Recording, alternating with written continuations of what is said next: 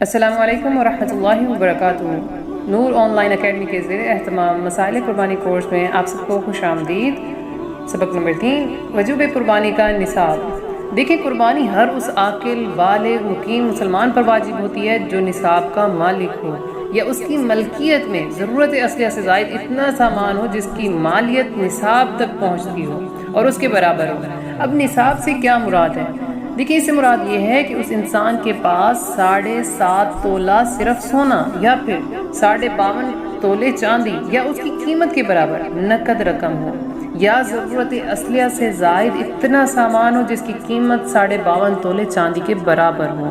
ٹھیک ہے، اب ضرورت اصلیہ کسے کہتے ہیں؟ دیکھیں، ضرورت اصلیہ سے مراد وہ ضرورت ہے جو انسان کی جان یا اس کی عزت و آبرو کی حفاظت کے لیے بہت ہی زیادہ ضروری ہو۔ اگر وہ چیزیں نہ ہوں تو انسان کی جان جانے یہاں تک کہ اس کی عزت و آبرو کے لٹنے کا اندیشہ ہو، مثلا کھانا پینا، رہائش کا مکان، پہننے کے کپڑے، سفر کے لیے گاڑی وغیرہ۔ ٹھیک ہے نا؟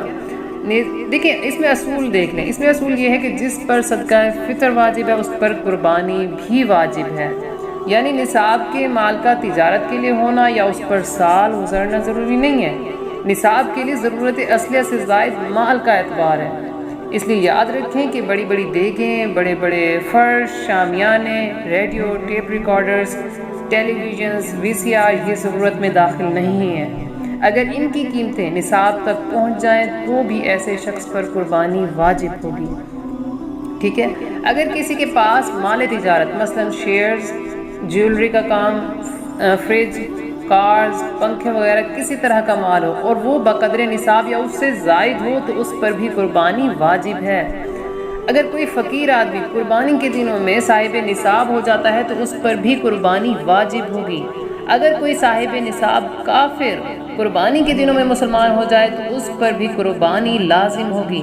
اگر عورت صاحب نصاب ہو تو اس پر بھی قربانی واجب ہوگی۔ ٹھیک ہے، بیوی کی قربانی دیکھیں شوہر پر لازم نہیں ہے، اگر بیوی کی اجازت سے کر لے تو ہو جائے گی۔